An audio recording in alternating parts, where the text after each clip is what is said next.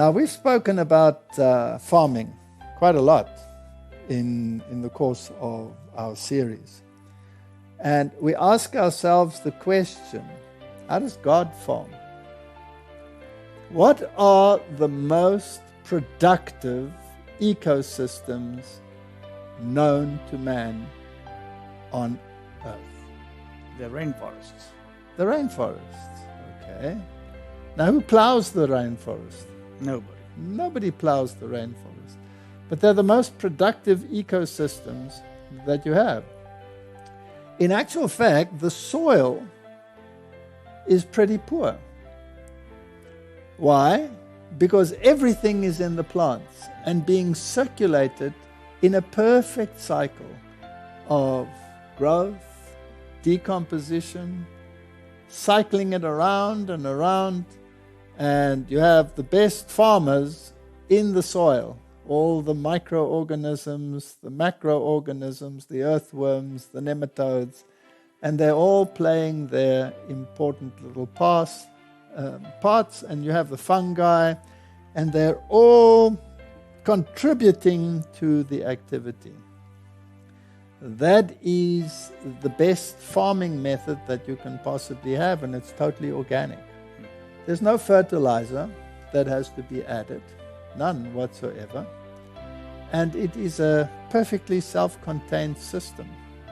And what the microorganisms produce, and what the earthworms produce, and what the macroorganisms produce, and what the fungi produce, all contributes to the health of the plants. Right? Mm-hmm. Now, that's the system that God put into place. And then man came along and decided, no, we're not going to do that. We're going to strip everything. We're going to fertilize, whereby we kill all the microorganisms and we also destroy the macroorganisms, and we're going to feed the plants. And then we'll feed the nations. Now, what does a plant need to grow? We've discussed this many times. 5 or 6 minerals will make the plant look good, but be nutritionally totally deficient. So if you have the basic minerals like phosphorus and nitrogen and potassium, etc., in the soil, calcium of course, then the plant can actually produce lush green. It's very susceptible to disease and to insects. So you better spray it a lot in order to curtail that, right? And then you use organophosphates, which are very harmful to humanity, and you start a system of monoculture. And you concentrate on one thing. Now, did God, when He created Adam and Eve and put them in the garden, give them monoculture? Did they have only one plant from which they had to survive? No, it was a plethora of plants. Okay, so it was...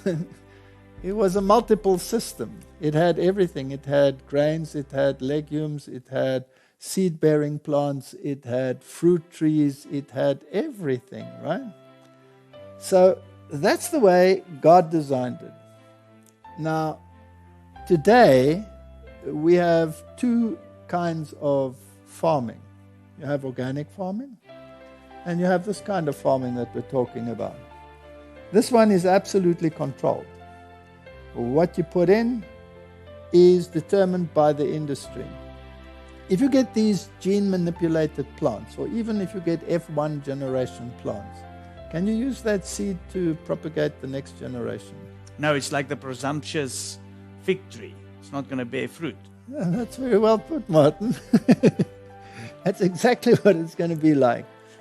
So the real kind of farming that God instituted is one where you nurture the plants by feeding the soil, not by feeding the plant. The soil has to feed the plant. In order to do that, you must have the microorganisms and the macroorganisms to break down the soils by their activity. So you need organic matter in the soil. That's compost. And the leaf material that falls down, that creates the environment of digesting that. It provides the acids which leads to the minerals out of the soil itself, and the plant takes up the minerals, and so the cycle continues. That's how God designed it.